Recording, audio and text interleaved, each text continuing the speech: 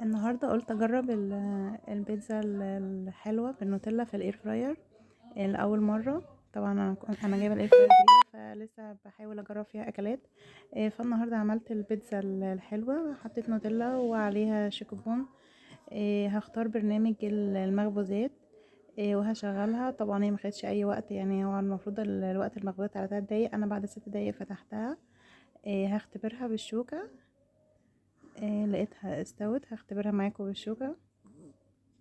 شايفين ما شاء الله احمرت جدا، ده كله في 6 دقايق بس. الشوكة طلعت نضيفة، هبص عليها من تحت كده بالشوكة الاقيها خلاص ما شاء الله احمرت وبقت حلوة ومستوية. جربوها هتعجبكم جدا في الاير فراير، بتتعمل بسرعة جدا، احسن يعني لو الكمية بسيطة زي كده احسن طبعا ما تشغلي الفرن وتستهلكي غاز كتير. فدي منجزة جدا وحلوة جدا، وبصراحة عجبت الولاد وطلعت حلوة قوي يعني.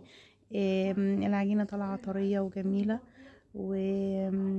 واستوت بسرعة، ما خدش اي وقت. شايفين العجينة عاملة ازاي؟ انا قلت اقطعها اوريها لكم. العجينة طالعة حلوة جدا، مستوية وجميلة. جربوها بإذن الله تعجبكم جدا في الاير فراير. انا كنت اول مرة اعملها والحمد لله عجبتني جدا. جربوها وبإذن الله تعجبكم جدا.